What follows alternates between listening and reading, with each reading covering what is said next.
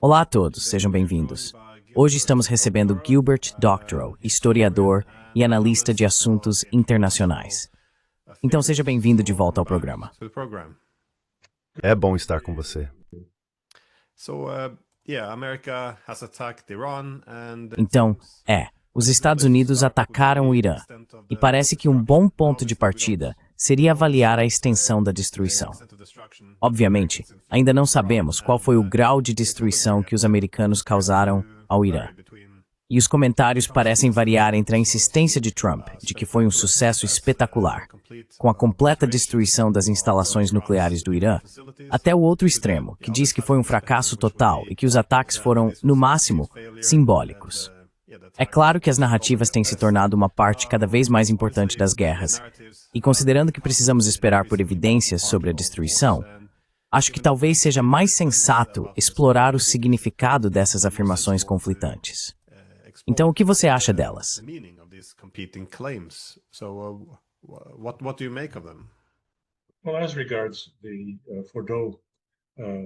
Bem, quanto ao local da instalação de Fordow, que é o mais crítico, o mais importante, pelo que entendemos, entre os vários sites nucleares que foram atingidos pelos bombardeiros B-2 e mísseis de cruzeiro de Donald Trump, nós não sabemos, e não acredito que saberemos em um futuro próximo, quando as decisões estão sendo tomadas por todas as partes sobre como agir e como proceder. Por que digo isso? Porque essas instalações são subterrâneas, em grande profundidade. As declarações de Trump se referiam às partes externas dessa instalação. É claro que ninguém do Irã vai dizer o que foi feito e o que não foi feito, o que havia lá e o que não havia. Não é do interesse deles dizer isso.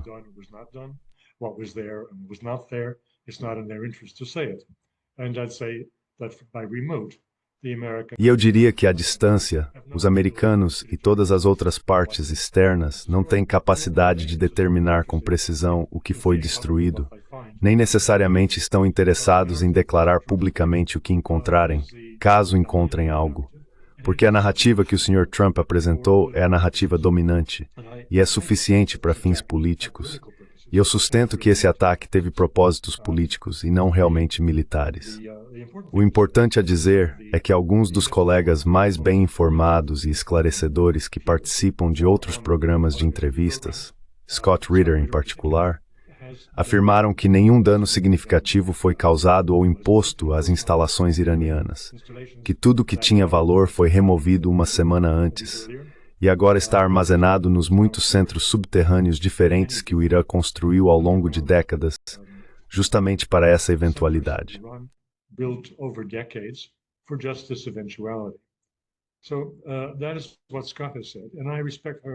Então isso é o que Scott disse, e eu respeito muito o que ele falou, especialmente porque foi apoiado em grande detalhe pelo único painelista militar no programa de debates e comentários de Vladimir Solovyov, no primeiro canal da Rússia, que a Rússia venceu, no sentido de que ele, o general Brzezinski, esse especialista que é um visitante frequente do programa, afirmou que não houve danos significativos a Fordow, que os materiais foram removidos com bastante antecedência e que ninguém sabe onde eles estão. Ele também disse que as chances de um ataque desse tipo alcançar sucesso em destruição total, como o Sr. Trump afirmou, eram próximas de zero, porque seria necessário lançar essas bombas sequencialmente, exatamente no mesmo ponto, e não nas proximidades.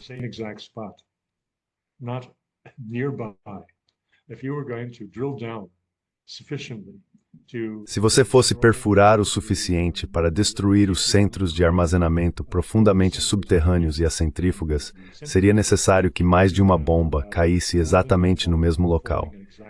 E isso é difícil, se não impossível, de conseguir nessas condições de guerra, quando os aviões estariam muito atentos a mísseis atacantes que poderiam derrubá-los.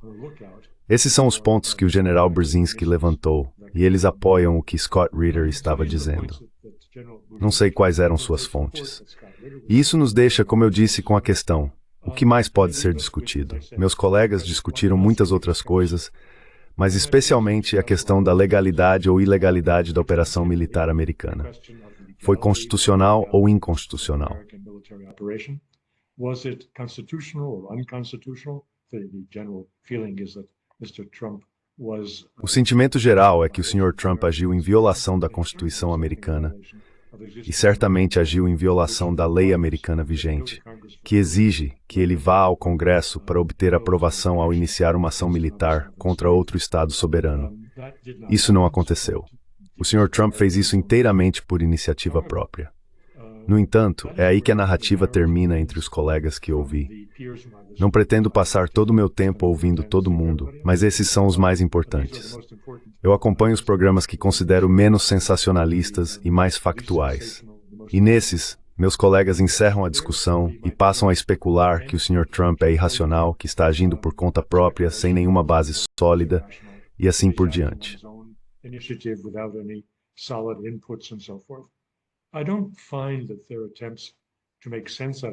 Não acho que as tentativas deles de entender o Trump sejam muito convincentes ou profundas. Não estou dizendo que o que vou dizer é profundo, mas vou tentar. O que está sendo dito agora é que, se ficar provado que os americanos atacaram uma casca vazia, ou que o ataque deles foi ineficaz porque não foi profundo o suficiente ou por qualquer outro motivo, então os americanos ficam com uma segunda missão. Eles fariam a mesma coisa uma segunda vez? Improvável. Foi muito arriscado, foi muito caro, e os resultados parecem ser insuficientes para o objetivo declarado. Então o que resta para eles? Resta o mesmo que restou para Israel.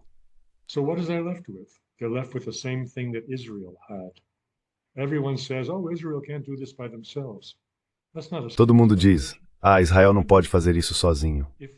Essa não é uma proposta séria. Eles poderiam fazer isso sozinhos se usassem seu arsenal nuclear. E é isso que temos diante de nós, com os Estados Unidos. Se eles voltarem atrás e tentarem refazer isso, a única opção que terão será usar armas nucleares. Certo. Agora isso nos leva de volta ao pensamento do Sr. Trump. O que ele fez? Por que ele decidiu isso? E todos assumem que ele está servindo aos seus mestres sionistas entre os grandes doadores de sua campanha eleitoral e simplesmente a seus amigos em Israel. E essa é uma suposição que pode ser verdadeira, mas também pode ser falsa. Which may be true, but also may be false.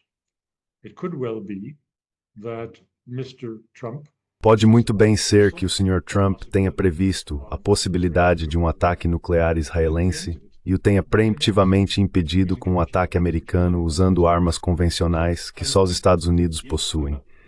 Não pretendo ser um apologista do que ele fez. Foi ilegal, foi à sua maneira bárbaro. Mas não posso dizer que foi o primeiro ato bárbaro na história militar recente dos Estados Unidos. Portanto, isso precisa ser considerado plenamente e não julgado pelo preconceito de que o homem é por natureza irracional e caprichoso e faz qualquer coisa que lhe vem à cabeça. Esse não é um modo sério de se fazer análise política.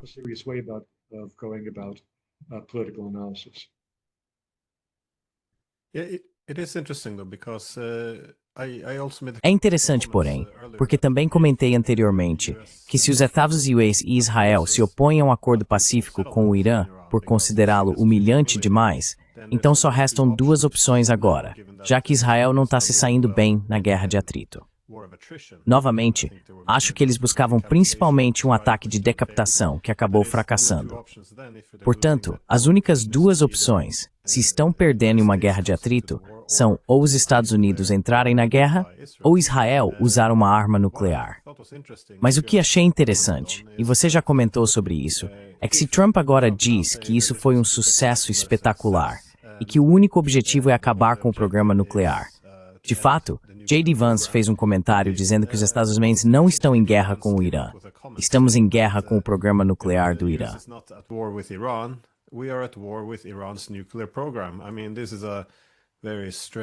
Quero dizer, essa é uma abordagem muito estranha. Nunca ouvi isso antes. Mas, novamente, acho que essa é a política moderna esvaziando as palavras de significado. Mas, de qualquer forma, se isso for verdade, se eles estão apenas atrás do programa nuclear e afirmam que isso foi um sucesso surpreendente, então os Estados Unidos podem declarar vitória. Em outras palavras, eles podem então buscar a paz.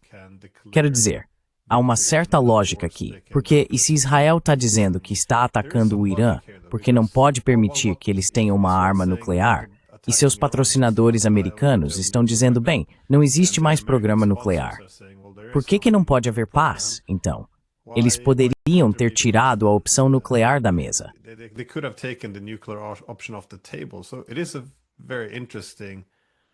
Então, é um argumento muito interessante. Acho que uma boa maneira de testar essa hipótese, se isso é realmente o caso, seria observar o que acontece a seguir, porque o Irã precisa retaliar de alguma forma para manter a dissuasão. Então, quando o Irã retaliar, o que os Estados Unidos farão? Se eles se afastarem disso, isso apoiaria fortemente a hipótese que você apresentou. Por outro lado, se os Estados procurarem uma desculpa para se envolver ainda mais na guerra, então eles usariam a retaliação iraniana como justificativa para escalar ainda mais o conflito, imagino. Você acha que essa seria uma forma razoável de avaliar a situação? Em outras palavras, por que não acabar com a guerra agora?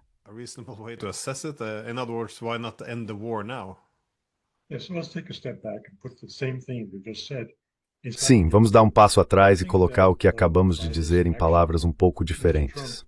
Acho que com essa ação, o Sr. Trump tirou do Sr. Netanyahu toda a justificativa para continuar sua campanha. Netanyahu não pode simplesmente dizer que o ataque americano foi um fracasso. Ele não pode fazer isso. Os americanos não tolerariam tamanha ousadia e ele perderia imediatamente o apoio de que precisa desesperadamente para fazer qualquer coisa na região, pois os americanos são a principal linha de suprimento de todo o seu material militar. Portanto, ele não pode insultar Trump dizendo: "Você está completamente errado, o programa continua, os iranianos ainda têm capacidade." Ele não pode fazer isso.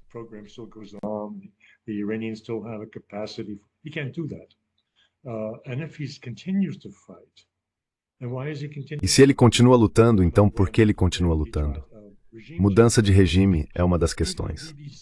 Até mesmo a BBC agora está colocando no ar debatedores, especialistas, em sua maioria acadêmicos, que estão dizendo que a ideia de que o Irã tinha uma estrutura de governo fraca, baixo apoio popular, que poderia ser derrubado, que tudo isso era uma bobagem. Deixe-me parar nesse ponto por um momento. O que isso significa? Significa que a inteligência do Mossad era lixo, o que é uma conclusão interessante que ninguém está dizendo. Tudo o que sabemos é que a brilhante, a mais eficaz inteligência da região, se não do mundo, é o Mossad. É isso que ouvimos todos os dias. Mas espere um minuto, para que serviu essa inteligência deles?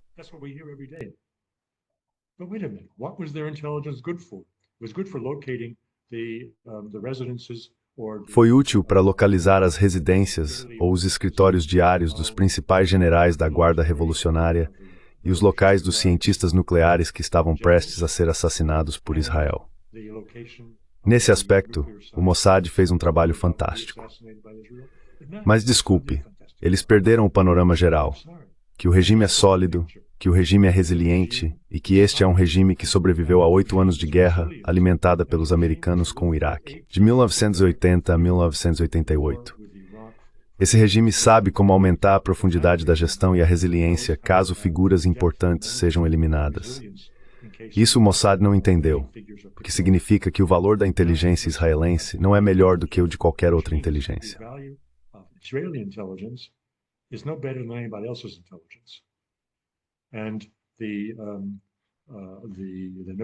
E a ideia de que eles estão levando os ucranianos a atacar isso ou aquilo, mas se eles são tão ruins em se proteger dos próprios vizinhos, de que servem no ambiente internacional mais amplo?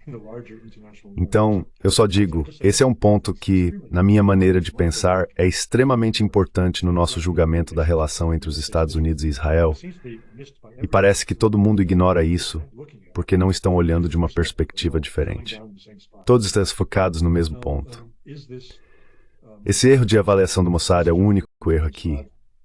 E quanto à guerra em andamento?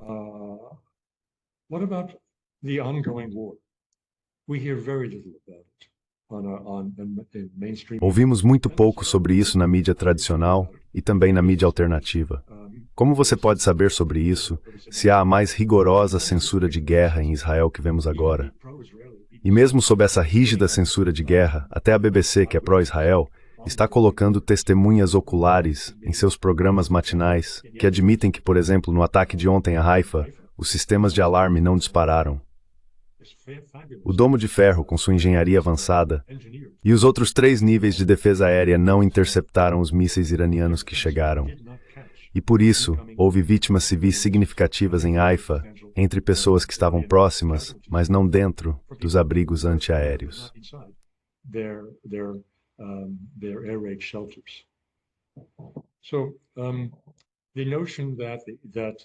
Então a ideia de que a cúpula de ferro e outras defesas aéreas são eficazes já foi abandonada até mesmo pela BBC.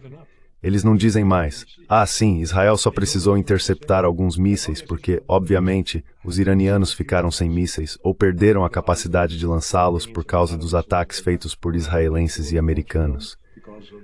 A BBC não fala mais isso.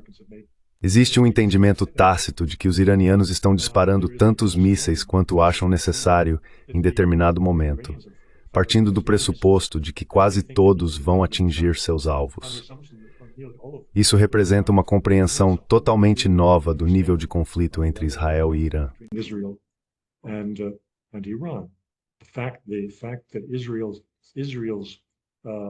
O fato de as defesas aéreas de Israel não serem mais eficazes, mesmo que ainda não tenham esgotado todos os mísseis de reposição usados para interceptação, é chocante. Além disso, vejo muito pouca tentativa de relacionar dois assuntos que são muito significativos: os 175 bilhões de dólares que o Sr. Trump comprometeu para construir uma cúpula dourada nos Estados Unidos. Qualquer um que observe o que está acontecendo em Israel hoje deveria aceitar que isso é inútil. Ainda não vejo esse argumento sendo discutido no Congresso. Essa linha de ataque, de que a demonstração vívida está ocorrendo todos os dias nas falhas de Israel.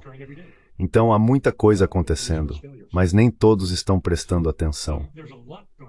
Muitas pessoas continuam olhando com a mesma visão limitada para uma ou duas questões.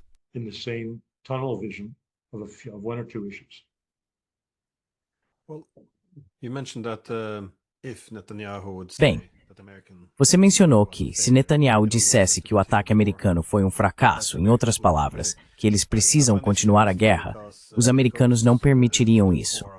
Acho isso interessante, porque vai ao cerne de outra discussão, que também está em andamento. Os americanos são controlados por Israel, através do lobby israelense. Ou Israel está sendo usado como um instrumento dos Estados Unidos. Isso volta à questão de saber se os americanos vão ou não permitir, digamos, desobediência.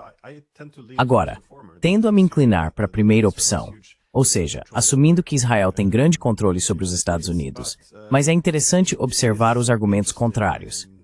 Eu realmente não me firmei totalmente nas minhas crenças, porque há alguns argumentos sólidos indo para o outro lado, de que os Estados Unidos também podem estar usando os israelenses como um instrumento na região. Gostaria de saber quais são seus pensamentos sobre essa questão. Se eu puder acrescentar rapidamente, porque é importante para a questão mais ampla. Trump foi arrastado para essa guerra, ou eles estão usando, por exemplo, Israel como um instrumento. Are they using, for example, Israel as an instrument? I subscribe to the second view, but before going into that, Eu concordo com a segunda visão. Mas antes de entrar nesse ponto, vamos dar um passo atrás e analisar os vieses profissionais. Novamente, algo que me surpreende é que tão poucos de nós paramos para olhar no espelho e tentar discernir o nível do nosso entendimento e onde nossos preconceitos moldam nossa percepção sobre coisas novas. Jornalistas geralmente não têm um horizonte temporal que vá além de 2 semanas. Comentaristas, talvez alguns anos. Historiadores, talvez alguns séculos como viés. Acadêmicos. Agora, por favor, não levem isso para o lado pessoal de forma alguma.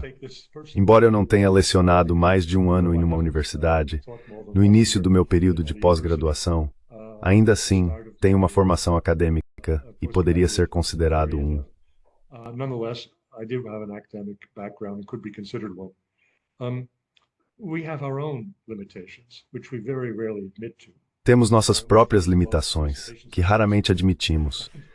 Tendemos a amar os temas das nossas dissertações, e eles costumam influenciar o que fazemos 30 anos depois. Quero dizer, esse foi exatamente o caso de Henry Kissinger, com seus estudos sobre o Congresso de Viena em seu doutorado, que influenciaram seu trabalho até o fim da carreira. E ele não é o único. A maioria de nós é assim. A questão aqui é com John Mearsheimer, que em 2007 publicou um livro que quase resultou em seu banimento da vida universitária por ser tão escandaloso. Ele abordou o tema tabu do controle de Israel sobre o Congresso dos Estados e a política externa americana. Control of the U.S. Congress and U.S. foreign policy.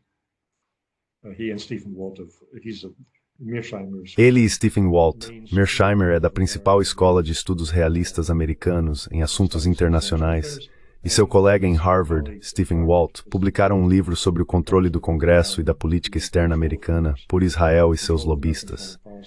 E John, como professor, você usa o mesmo material ano após ano, e não necessariamente começa a revisar ou reconsiderar. Eu não acho que ele reconsiderou adequadamente o que dizia em 2007 em relação aos eventos atuais, porque eu sustento que isso não explica o que está acontecendo. É justamente o contrário. Agora, quando eu disse isso há um ano, eu não fui o único a dizer que Israel é o rabo sendo balançado pelo cachorro americano, cuja cabeça está em Washington.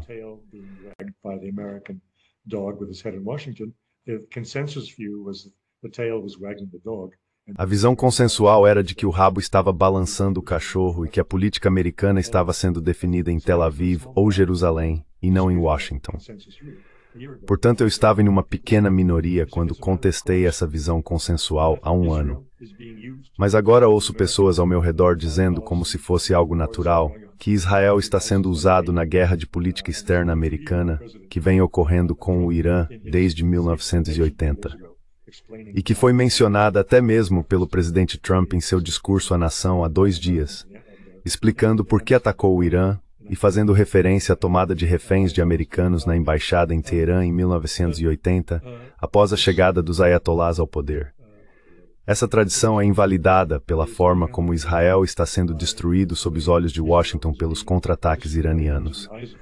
O que, se você quiser dar 3 passos para trás, se assemelha ao que os americanos estão fazendo com a Ucrânia, sua ferramenta o Instrument, como você disse, tirar o enfraquecer e derrotar estrategicamente a Rússia.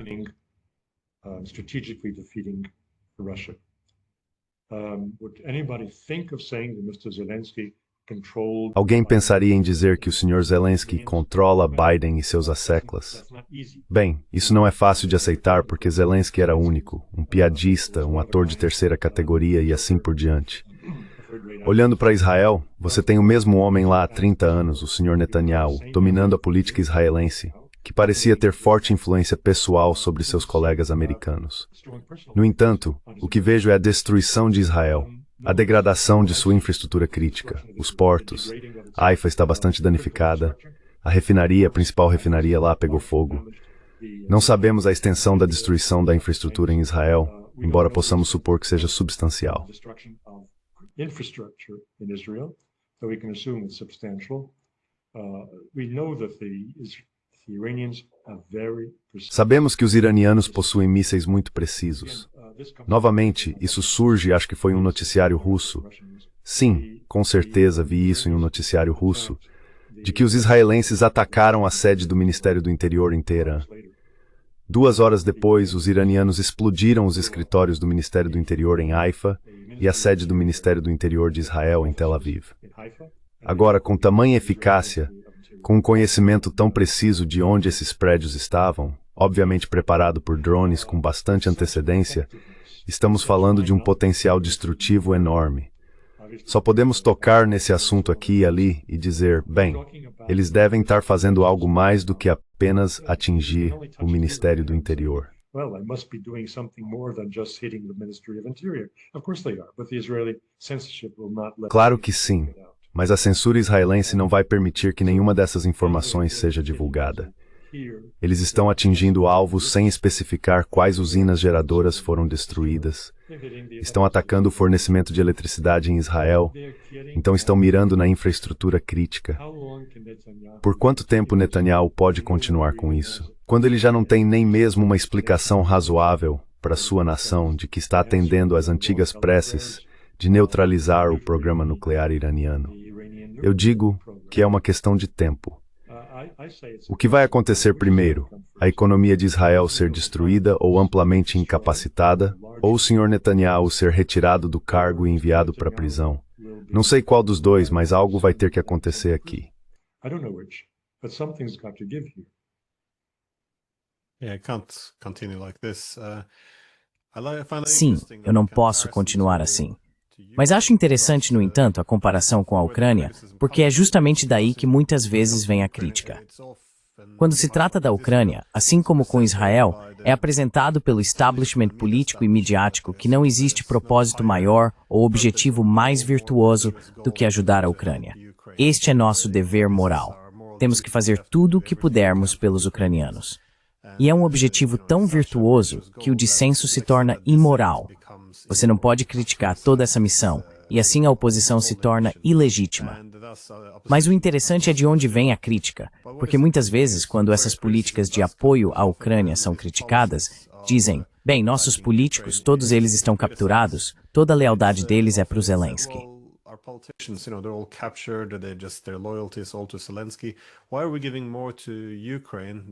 Por que estamos dando mais para a Ucrânia do que para as pessoas pobres do nosso próprio país? Temos uma infraestrutura precária, mas nossos políticos se importam mais com a Ucrânia. E é justamente daí que vem a principal crítica em relação à nossa política para a Ucrânia. Mas isso também não corresponde à realidade. Se você olhar para as políticas de fato, eu diria que nosso establishment político e midiático não está nem aí para os ucranianos. Mais uma vez, a cada eleição, eles parecem ter ignorado a vontade popular dos ucranianos. Como você disse, Zelensky era um candidato da paz.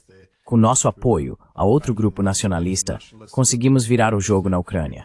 Eles tiveram outra eleição em 2019. Eles votaram pela paz, pela implementação de Minsk.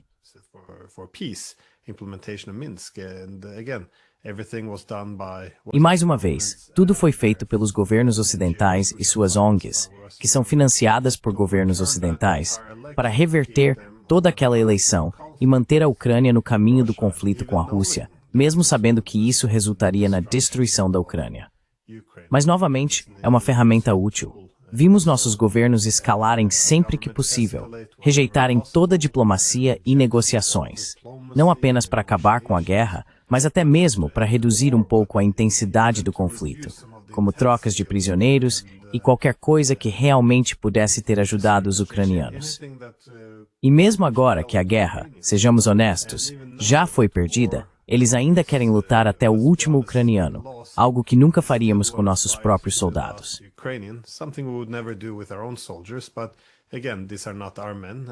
Mas, novamente, esses não são nossos homens. E como cada vez mais ucranianos estão reconhecendo, eles são, instrumentos baratos para enfraquecer um oponente. Então, essa ideia de que nossos políticos estão todos subordinados aos interesses ucranianos é um grande absurdo. Eles pegaram a Ucrânia desde o início, quando ninguém queria fazer parte da OTAN, quando viam a Rússia como principal parceira, e vêm usando o país como instrumento para lançar contra os russos. Portanto, essa ideia de que nossos políticos são controlados pelo Zelensky, ele era um candidato da paz. Inicialmente, ele não queria essas políticas. Nós ajudamos a moldar essas políticas.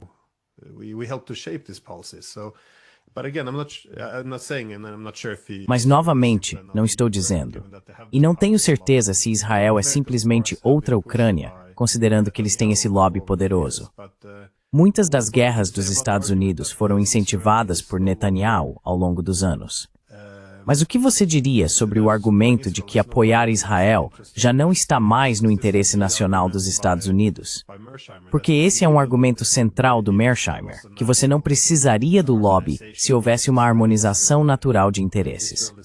Ou seja, Israel está causando muito mais problemas e custos para os Estados Unidos, em termos de dinheiro, vidas, mas também em relação a aliados na região, já que sua parceria com Israel é tão destrutiva e cara.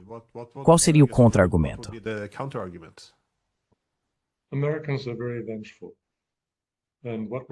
Os americanos são muito vingativos. E o que estamos vendo agora é uma reencenação do que aconteceu em 1980, quando o Shah foi deposto, e um regime hostil aos interesses americanos e à dominação americana do país nas décadas anteriores foi instalado. Esse período foi marcado por enorme corrupção, desvio de verbas e um estilo de vida que era incompatível com os elementos conservadores da sociedade iraniana. Então, o que vemos agora é Donald Trump respondeu a pergunta por mim, a pergunta que você está fazendo. Ele apresentou uma lista de queixas sobre a conduta do Irã, incluindo o grito de morte à América, que está no ar desde 1980. E ele estava explicando por que os Estados Unidos estavam interessados em atacar o Irã e promover uma mudança de regime.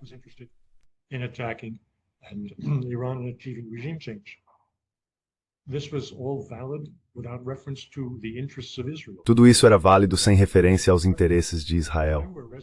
E essa é a resposta à sua pergunta. Se eu fosse um morador de Tel Aviv e visse a destruição de blocos residenciais ao meu redor, talvez até da minha própria casa, o jornalista que cobre Israel para a televisão russa, há 25 anos, teve seu apartamento sacudido. As janelas foram estouradas. Presumo que haja muitos outros além do jornalista russo que viram de perto a destruição dos blocos residenciais. E eu perguntaria, o que o Sr. Netanyahu está fazendo por mim? E que tipo de amigo é a América se está apoiando ele nessas atividades insanas que estão destruindo o país em que eu vivo?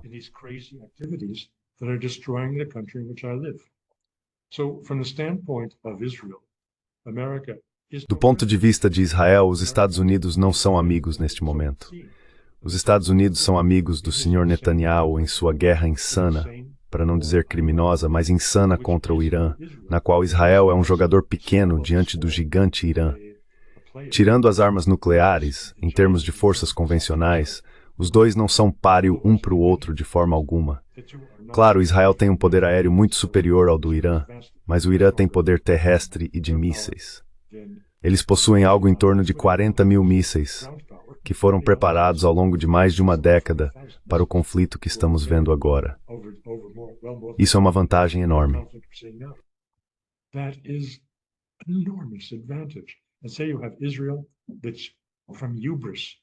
E digamos que você tem Israel, que por arrogância e sucessivas vitórias contra vizinhos menos poderosos, agora está entrando em combate com o exército mais forte da região, Irã. Isso é tão insano quanto a Ucrânia entrar em combate com a Rússia. A semelhança também está aí. Você pode ter a imagem de Davi e Golias, mas neste caso Golias está realmente esmagando Davi. E a funda de Davi, assim chamada, o sistema de defesa deles, não está ajudando. Então agora, os israelenses estão pagando um preço por serem amigos dos Estados Unidos, no sentido do que Kissinger disse há muito tempo. Ser inimigo é perigoso, mas ser amigo é fatal.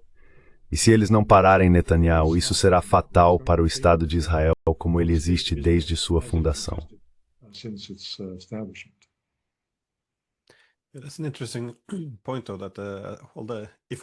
Esse é um ponto interessante. Porém, ao abordar a questão de até que ponto a parceria de Israel com os Estados Unidos é do interesse americano, parte-se do pressuposto de que os Estados Unidos sempre agem com base em um raciocínio racional, voltado para seus próprios interesses nacionais.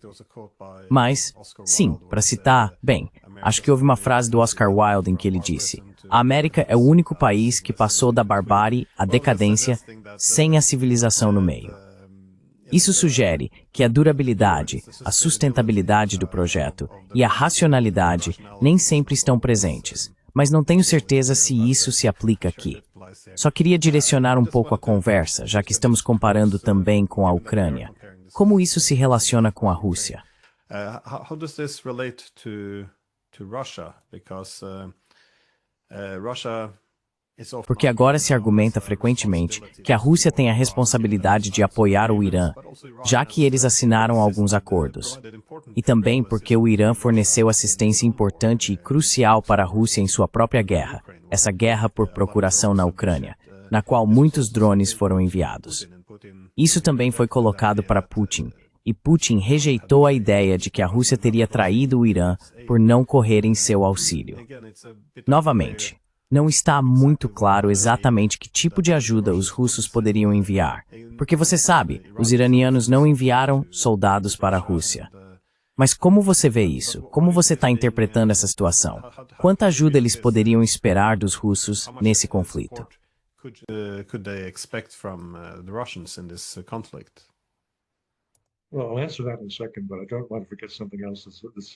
Bem, vou responder isso em um segundo.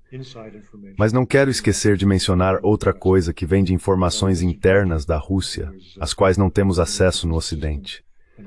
O Sr. Dmitriev, que foi assistente de Vladimir Putin e seu enviado para estabelecer uma reaproximação com os Estados Unidos, um homem muito bem conectado com todos os negócios russos e também com os negócios americanos, fez uma declaração que está sendo citada nos noticiários russos esta manhã. Ele disse que já que todos estão observando a possibilidade de uma resposta iraniana aos ataques americanos, não apenas em termos de resposta militar direta, mas também em guerra econômica, surge a questão do fechamento do Estreito de Hormuz e do grande impacto que isso teria no comércio global de hidrocarbonetos, petróleo e gás.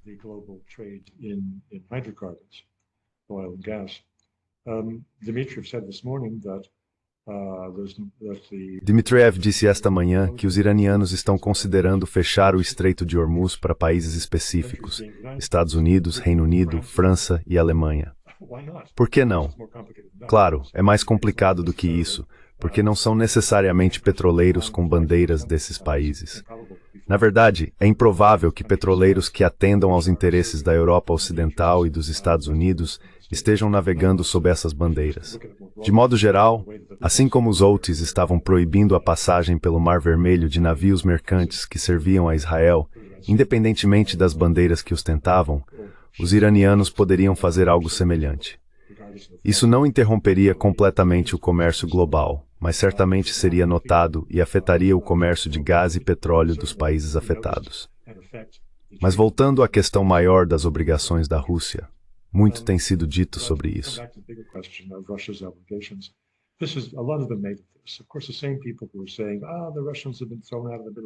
Claro, as mesmas pessoas que diziam, os russos foram expulsos do Oriente Médio, eles perderam a Síria.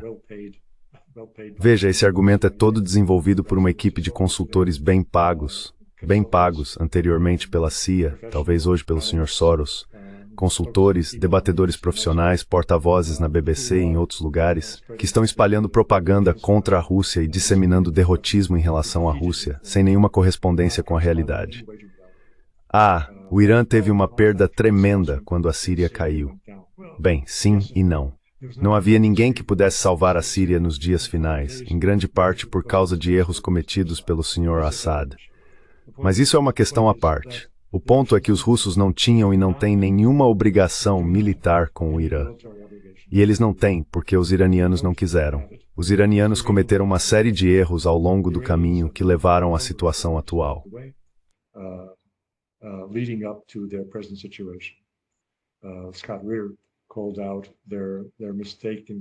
Scott Ritter apontou o erro de cálculo deles nas negociações com os americanos e que eles rapidamente aumentaram o nível de enriquecimento de urânio como uma tática de negociação e ponto de alavancagem com os americanos, quando na verdade isso foi como agitar um pano vermelho diante dos Estados Unidos e levou às ações que vimos nos últimos dias. Esse não foi o único erro que os iranianos cometeram ao longo do caminho. Eles cometeram um erro muito importante com os russos. As negociações sobre o chamado Acordo de Cooperação Abrangente com a Rússia, que eles concluíram, acredito que foi em dezembro, finalmente assinaram, já vinham sendo discutidas há bem mais de um ano. Havia muitas questões que impediam as partes de finalizar o acordo. Uma das principais questões era, qual é o nível? O acordo prevê cláusulas de defesa mútua e, por fim, os iranianos rejeitaram tais cláusulas. And finally, the Iranians rejected such provisions. It wasn't the Russians who refused to give it to them. It was the Iranians. Não foram os russos que se recusaram a dar a eles. Foram os iranianos que disseram que não queriam. E eles não quiseram porque, mais uma vez, sua própria inteligência e compreensão da política global estavam erradas. Eles presumiram que Washington, sob o presidente Trump, concluiria um acordo com eles em termos aceitáveis para a continuação do enriquecimento em níveis baixos e supervisão por agências internacionais, incluindo inspetores americanos. Que isso poderia ser alcançado e que, como resultado, as duras sanções americanas contra seu país seriam suspensas e eles voltariam ao caloroso abraço do mundo ocidental.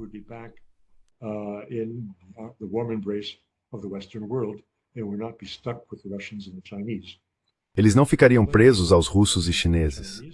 Bem, eles estão presos aos russos e chineses, mas sem qualquer proteção militar por causa da própria incapacidade de entender as prioridades dos Estados Unidos.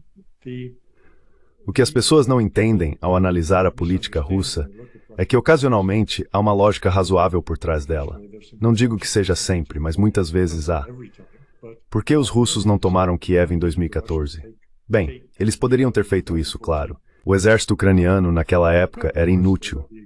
Mas teriam ocorrido sanções econômicas que teriam destruído a economia russa em 1 ou 2 semanas, porque os russos não estavam tão preparados em 2014 quanto estavam em 2022. Então, é isso.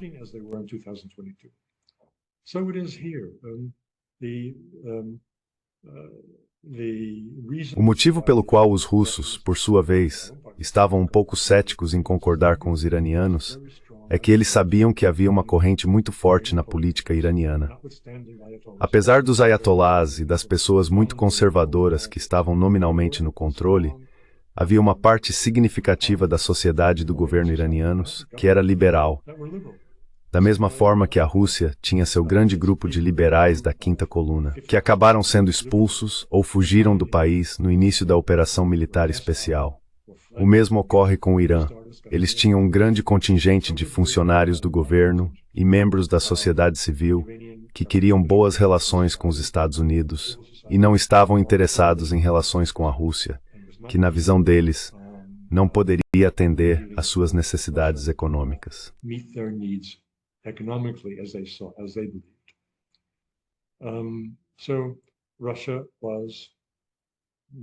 Então a Rússia foi muito cautelosa. E quando os iranianos não quiseram ter uma defesa mútua, eles não assinaram. Isso remonta a outra questão na história recente da Rússia. Não só porque eles não tomaram Kiev, mas também porque não apoiaram as oblastes de Donbas, Lugansk e Donetsk em 2014, e em vez disso os forçaram a aceitar os acordos de Minsk. Porque os russos naquela época não estavam confiantes de que um referendo sobre deixar a Ucrânia e se juntar à Rússia em 2014 seria vencido pelo lado deles. E eles não iam realizar um referendo e perder. Portanto disseram, vão lá, façam o que puderem, rapazes. Vocês fazem parte da Ucrânia e esperamos que esses acordos de Minsk lhes deem proteção. Não foi falta de coragem ou confiança, foi uma inteligência melhor por parte dos russos do que qualquer um de nós, observadores ocidentais. E esse na época.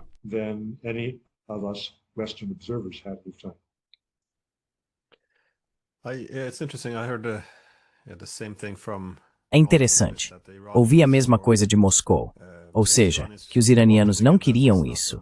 Novamente, não é uma grande surpresa, mas o motivo é essa suspeita persistente de se tornarem muito dependentes ou de se aproximarem demais da Rússia. Eles têm séculos de história, nem todos os quais inspiram grande confiança. Quero dizer, vejo as coisas como sendo muito diferentes nos últimos 10 a 15 anos, já que a Rússia passou a usar essencialmente os iranianos como uma moeda para comprar seu caminho para uma casa europeia comum.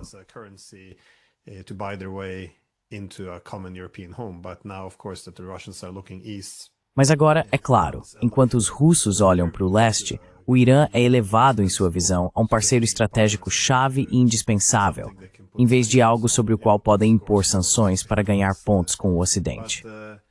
Mas é interessante, de um ponto de vista puramente estratégico, se não cínico, que isso não seja totalmente ruim para a Rússia.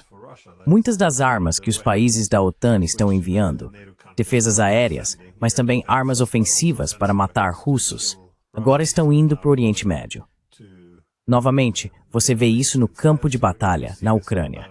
A redistribuição de armas para prioridade maior no Oriente Médio é bastante favorável à Rússia.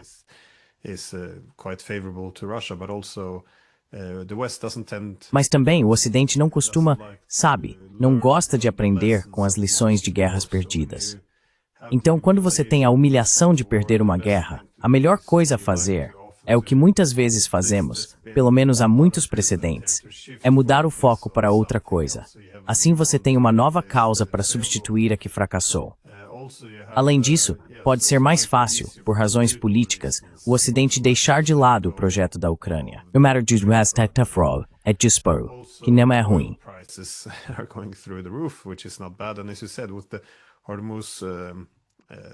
E como você disse, com o Estreito de Hormuz sendo fechado, pelo menos o parlamento iraniano votou por isso, então poderia assumir o mesmo formato do que o Iêmen fez, ou seja, permitir a passagem de alguns navios e de outros não.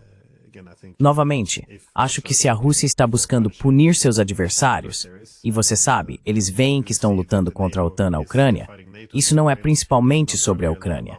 Então, muito disso não é um mau negócio para os russos. Agora, não estou dizendo que eles veem isso como algo positivo, que são todos cínicos, mas isso pode ser uma variável no pensamento estratégico deles. No entanto, dito isso, a devastação e possível colapso do Irã provavelmente seria um desastre para a Rússia, assim como para a China, aliás.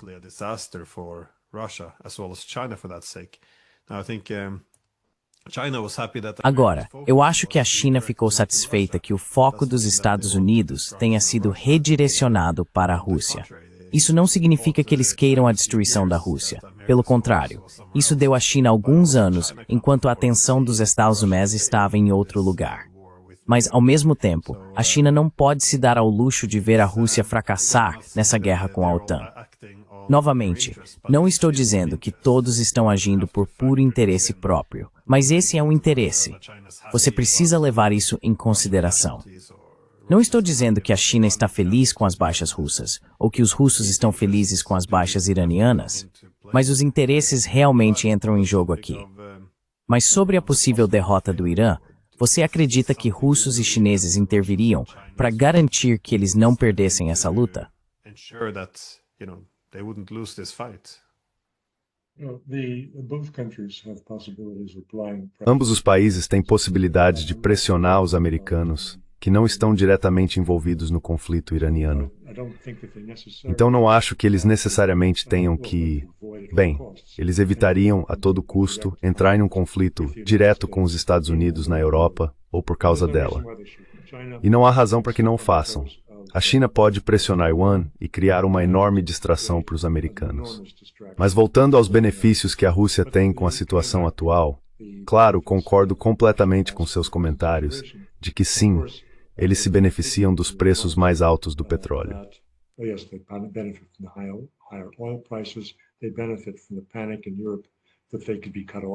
Eles se beneficiam do pânico na Europa diante da possibilidade de serem cortados dos hidrocarbonetos do Oriente Médio e terem que recorrer aos russos de joelhos, implorando por suprimentos que antes condenavam.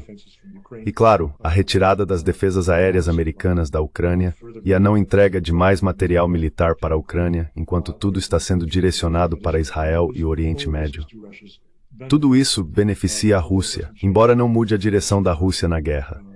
Pode acelerar um pouco as coisas, porque os ucranianos não têm os recursos que teriam para impedir ataques aéreos massivos e avanços da infantaria russa em terra. Então sim, há benefícios. Também existe o elemento surpresa nessa equação.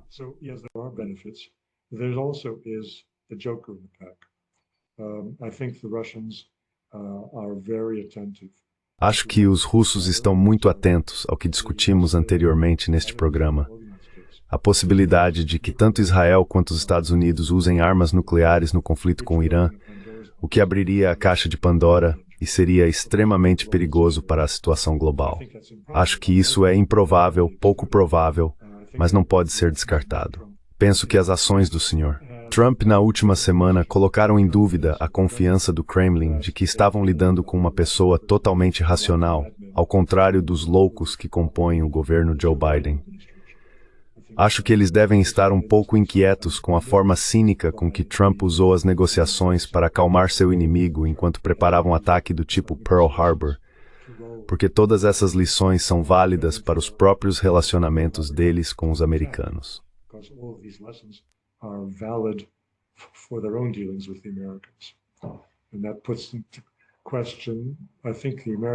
E isso coloca em questão, eu acho que os americanos agora estão totalmente distraídos do processo de paz na Ucrânia, o que para os russos é algo positivo. Também é positivo que a primazia dada ao conflito no Oriente Médio tenha tirado a guerra da Rússia na Ucrânia das manchetes dos nossos jornais. Quanto menos vemos na televisão sobre a devastação russa da infraestrutura civil na Ucrânia, melhor para os russos. Portanto, Há aspectos positivos que superam os negativos nesse conflito para a Rússia, mas também existem aspectos negativos e elementos imprevisíveis, especialmente a questão nuclear. Mas a questão das armas nucleares não é sobre o Irã desenvolvê-las, e sim sobre Israel e os Estados Unidos usá-las.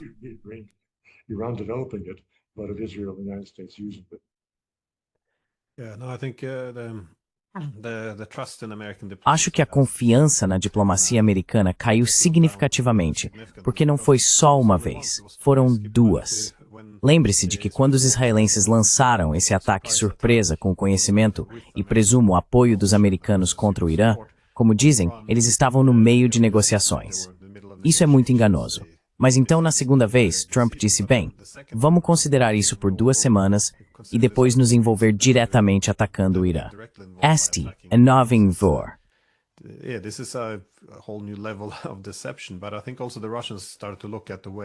Mas eu também acho que os russos começaram a observar a forma como o Irã foi atacado, porque a maneira como contrabandearam os drones para atacar os reatores nucleares iranianos é quase idêntica à forma como os drones foram contrabandeados para a Rússia, montados e depois usados para atacar o poder de dissuasão nuclear da Rússia. E, obviamente, a ideia de que os Estados Unidos não sabiam, ou que Trump não sabia, está cada vez menos provável do ponto de vista deles, já que isso agora está sendo replicado na guerra contra o Irã. Enfim, você tem algum comentário final antes de concluirmos?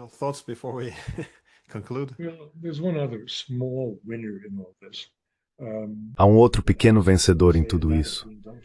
Ou seja, o dano que está sendo causado a ele é menos severo do que o que foi experimentado antes deste último conflito entre Israel e Irã, e esse é a Palestina. Em Gaza, apenas 500 civis foram mortos na última semana pelos israelenses, o que é um número baixo considerando o genocídio que vem ocorrendo há quase 2 anos, 1 ano e meio.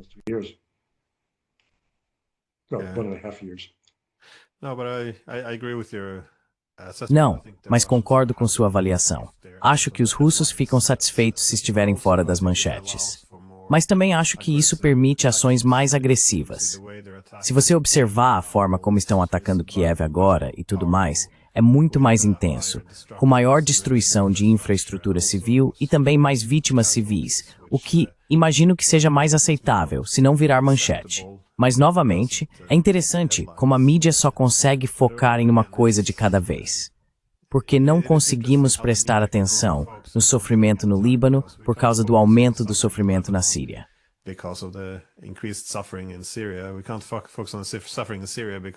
Não podemos focar no sofrimento na Síria por causa do genocídio em Gaza.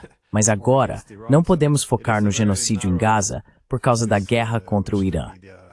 Então é um foco muito restrito que a mídia tem, eu acho. Quem não está nas manchetes tem algumas oportunidades de aumentar a destruição até que as câmeras voltem a se voltar para eles. Enfim, muito obrigado por me deixar ouvir suas ideias e espero tê-lo de volta o quanto antes. Obrigado, foi um prazer. As soon as possible. Thank you. It was a pleasure.